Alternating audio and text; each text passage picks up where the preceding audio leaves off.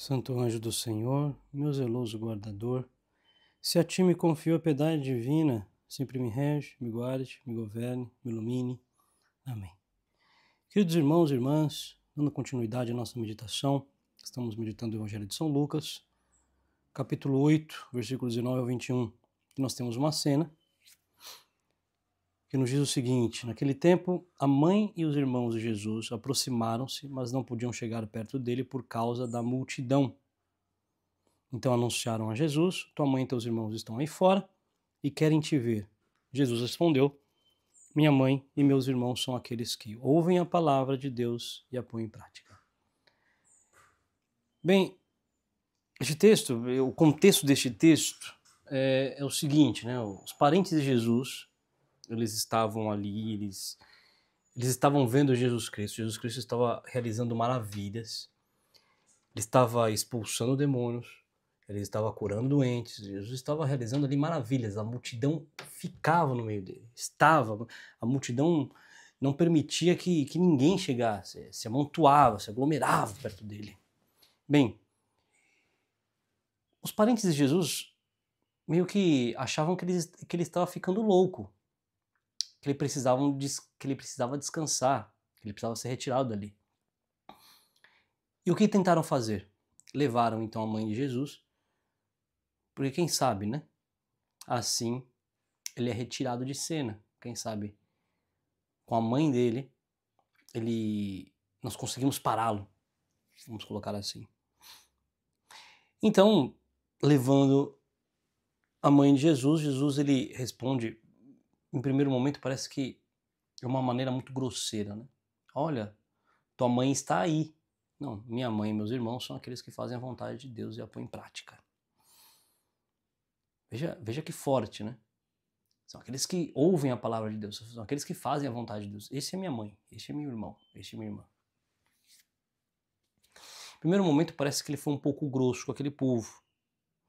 Mas, se nós observarmos bem, quem é aquela que fez a vontade de Deus mais do que todas as outras pessoas deste mundo? Quem é aquela que mais foi obediente? A Santíssima Virgem Maria.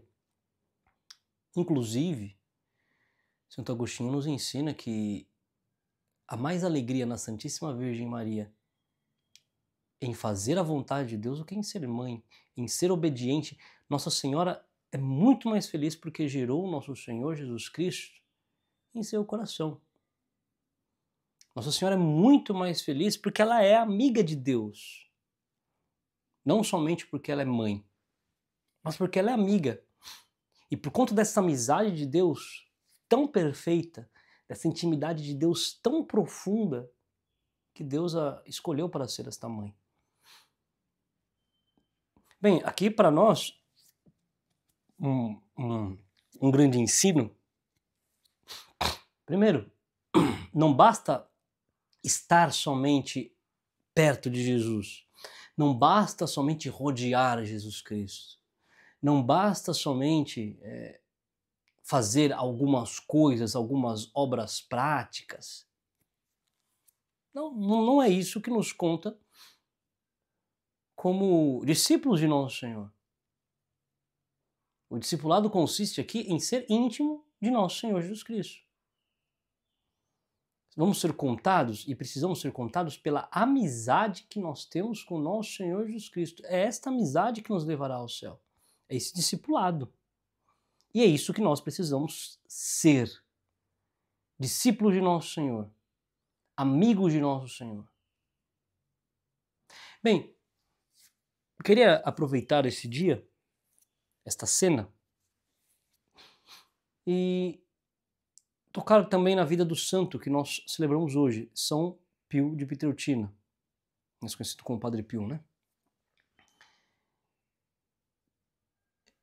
Ele, um padre, um homem santo, que em tudo fez a vontade de Deus.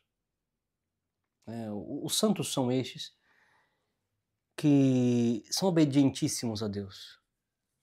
Estes são os santos. Quem é que chega ao céu? São João Bosco, ele dizia, no céu você Aliás, no inferno você encontra todos os tipos de pessoas. Você consegue encontrar pessoas que rezavam, até pessoas que frequentavam a missa, pessoas caridosas, boas, pessoas simples. Você só não encontra no inferno as pessoas obedientes. Só vai para o céu quem é obediente. São Padre Pio, São Pio de Pietrelcina, é um exemplo desses. Um homem obedientíssimo a Deus. Um homem obedientíssimo a Deus. Os santos são obedientes a Deus. E queria colocar aqui, imagine a cena de Nosso Senhor Jesus Cristo realizando maravilhas, realizando curas, e aquela multidão aglomerada em torno de Nosso Senhor Jesus Cristo. O que é Nosso Senhor Jesus Cristo para nós? É nosso Deus? É nosso Salvador? Ele vem nos dar a salvação? Ele vem realizar em nós maravilhas? E após a sua morte, na cruz, ali naquele episódio, quando nós celebramos na Quinta-feira Santa, Sexta-feira Santa, sábado, domingo, neste tríduo, Nosso Senhor Jesus Cristo, ele arranja um jeito de permanecer conosco, mesmo ele partindo desta terra. E a forma como ele continua agindo nesta terra, mesmo partindo, é através dos sacramentos. Nosso Senhor, ele continua a agir realmente, presencialmente. A sua presença é real através dos sacramentos. É assim que Nosso Senhor é presente. De forma muito mais clara, nós conseguimos ver isso na Eucaristia, a presença eucarística. A presença sacramental eucarística. Nós conseguimos ver Cristo sob as espécies do pão e do vinho. Nós conseguimos ver Cristo. Ali ele está, presencialmente, realmente, na Eucaristia. Mas também da mesma forma, é real a presença de Nosso Senhor Jesus Cristo no batismo, no sacramento do crisma, no sacramento do matrimônio. A presença de Cristo está ali, constituída ali, real ali, nos sacramentos. Assim também como no sacramento da ordem. Na última ceia, Nosso Senhor Jesus Cristo, ele deu uma ordem aos seus discípulos. Ele ordenou aos seus discípulos, fazer isto em memória de mim. Para que eles continuassem a realizar este mistério. O grande distribuidor deste sacramento é Nosso Senhor Jesus Cristo. Os grandes distribuidores destes sacramentos, nos dias atuais, são os sacerdotes. Os sacerdotes, eles são a continuação de Cristo, pela ordem. O sacerdote, ele faz as vezes de Cristo. Ele é outro Cristo. Ministerialmente, ele se torna outro Cristo.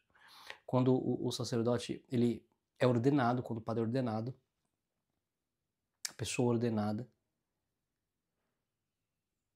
ela muda a configuração do seu ser. Ela deixa de ser aquilo que ela era, o Vinícius, por exemplo, eu, que ela se torna o Padre Vinícius. Muda tudo. Agora ele está configurado a Cristo, cabeça da igreja. Agora ele está configurado a Nosso Senhor Jesus Cristo. Agora ele se torna o homem do sacrifício. O homem que oferece sacrifícios a Deus. O homem que está no meio da multidão para curar, para libertar, para realizar maravilhas, para atender às confissões, para dar as graças que Cristo dá. Esse é o sacerdote. Então, esta cena onde Nosso Senhor está ali realizando milagres e aquele povo todo em volta dele, aquela multidão toda em volta dele, esta mesma cena nós podemos primeiro, deveríamos ver nos sacerdotes uma devoção aos sacerdotes. E por isso quero aqui hoje pedir, rezem pelos sacerdotes. Os sacerdotes, eles deveriam ser estes homens amigos de Deus. Os sacerdotes, eles deveriam ser estes homens amigos de Deus. E vivemos em tempos de crise sacerdotal. E aqui não estou querendo falar mal de nenhum padre, pelo amor de Deus, não acho que é isto. Mas infelizmente nós vivemos em tempo de crise sacerdotal, onde muitos de nós ainda não temos ciência, noção daquilo que somos. E quando nós não sabemos, e quando nós nos distanciamos desta amizade, e quando nós nos distanciamos daquilo que nós somos, padres, outros Cristo, quando nós nos distanciamos, então, os sacramentos, aquilo que nós distribuímos, aquilo que nós fazemos, também vai perdendo um pouco a eficácia. Porque já não cremos tanto naquilo que fazemos. Porque nós vamos perdendo um pouco, vamos esfriando o nosso coração. Vamos deixando o nosso coração frio com o mistério que nós realizamos. E por isso, queridos, rezem pelos sacerdotes. Rezem pelos sacerdotes. Precisamos aprender a rezar pelos padres. Ser devotos, deveríamos ser devotos dos sacerdotes. Uma devoção aos sacerdotes, porque eles são aqueles que nos dão tudo.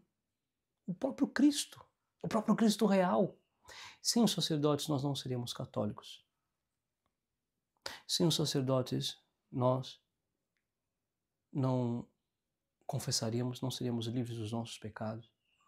Sem os sacerdotes nós não poderíamos ver o mistério da Eucaristia ser celebrado, nós não teríamos o sacrifício de Cristo celebrado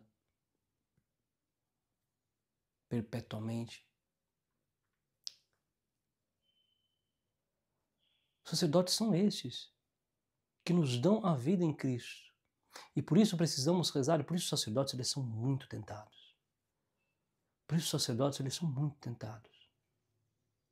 E por isso nós vivemos numa crise sacerdotal nos tempos modernos. Né?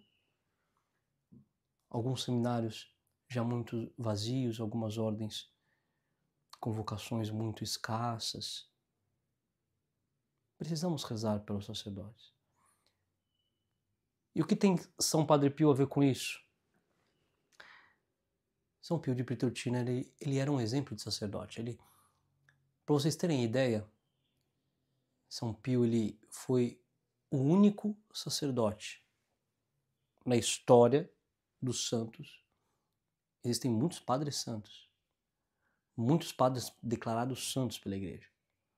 São João Bosco, São João Maria Vianney, que é o padroeiro dos padres, ele teve uma vida exemplar. Santo Antônio, conhecido como doutor bíblico, né?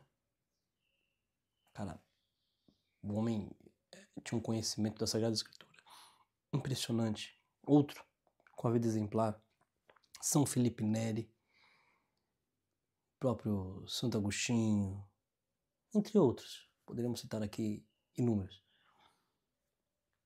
Mas São Padre Pio ele foi o único sacerdote a receber os estigmas de Nosso Senhor Jesus Cristo. O que são os estigmas? São as feridas, as marcas da paixão. As marcas da paixão. São Padre Pio ele recebeu, né, as marcas da paixão. Mas o que isso significa? Existem muitos santos na história da igreja que receberam os estigmas. Muitos leigos. A maioria, aliás. Todos. Freiras, né? Algumas freiras. Alguns religiosos. Mas sacerdote, o único que recebeu foi São Pio de Pietrelcina. Por quê? Porque ele foi amigo de Deus. Dizem alguns que o estigma Receber os estigmas, só recebe os estigmas aqueles que são amigos de Deus. Porque este é o maior presente que você pode receber de um amigo. Principalmente quando se trata de nosso Senhor Jesus Cristo. Ele te dá aquilo que é mais caro. Ele te dá aquilo que é mais valioso. Nosso Senhor deu a Padre Pio, porque Padre Pio se tornou amigo de nosso Senhor Jesus Cristo. Ele era verdadeiramente um amigo de nosso Senhor Jesus Cristo. Ele não era um exemplo de pregador. Ele tem até a... Se você pegar... tem alguns vídeos, né, no YouTube, alguns vídeos ainda dele. Ele não é um santo tão antigo. Ele viveu nessa época aí, 58, 60. Tem alguns vídeos dele. E ele não era aquele exemplo de pregador, quando a gente fala daquelas qualidades de pregador, o homem que pregava, ele tinha uma dicção até um pouco ruim. Em alguns vídeos a gente consegue notar isso, mas ele era amigo de Deus, ele atraía o povo porque ele era amigo de Deus. As pessoas queriam vê-lo como amigo de Deus.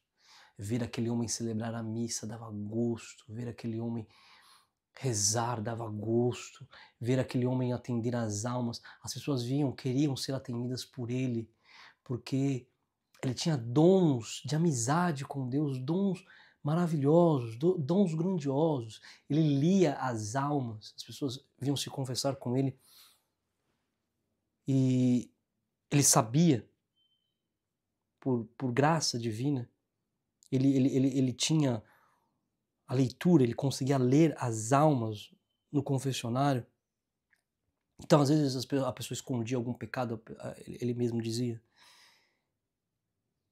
ei, este pecado, você não vai confessar este pecado?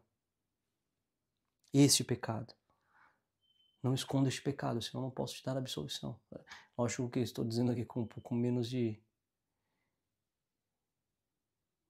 um pouco menos de firmeza, né? Mas ele era firme, era um padre firme. Porque ele é um padre que amava a Deus. Ele é um padre que queria as almas no céu. Então ele lutava por todas elas. Lutava por seus filhos espirituais. Ele lutava por seus filhos espirituais. Então, muitas pessoas testemunharam que ele revelava estes segredos das almas. Revelaram também curas milagrosas, numerosos doentes curados por sua intercessão. Numerosos. Depois, também, alguns milagres, assim, dos mais espetaculares. Existem muitos testemunhos de que ele viveu na época da Segunda Guerra. E muitos tinham ele como o anjo protetor de San Giovanni Rotondo, que é a cidade onde ele vivia. Então, muitos aviadores que passavam, muitos lugares na Itália foram bombardeados. Muitos aviadores que passavam para jogar bomba, então encontravam no ar voando, imagina a cena, encontravam no ar voando um frei que impedia e desviava os aviões de entrarem no território de San Giovanni Rotondo, um frei voando. E muitos testemunhos desses aviadores que reconheceram São Padre Pio. Vejam como é ser amigo de Deus. São Padre Pio ele foi conhecido porque ele era amigo de Deus. É por isso. Porque ele quis ser discípulo de nosso Senhor Jesus Cristo. Ele quis viver esse discipulado. Então, em primeiro lugar aqui, para nós finalizarmos e para ficar esta lição. Em primeiro lugar, reze pelos padres. Tire isso de lição. Reze pelos sacerdotes. Para que os sacerdotes eles possam ser amigos de Deus. Para que o sacerdote da sua paróquia possa ser amigo de Deus. Reze pelos padres. Ame os padres. Nosso Senhor escolheu padres e não escolheu homens santos. Ele escolheu homens pecadores. Homens que podem falhar e que vão falhar inúmeras vezes. Mas Nosso Senhor os escolheu para serem outros dele. Rezem por estes padres. para que seja um amigo de Deus. E em segundo lugar, seja você o amigo de Deus. Seja você este irmão, esta irmã, esta mãe de nosso Senhor Jesus Cristo. Seja você este amigo de Deus. Através da sua vida espiritual, através da sua oração, através da sua rotina com o nosso Senhor. Louvado seja nosso Senhor Jesus Cristo, para sempre seja louvado.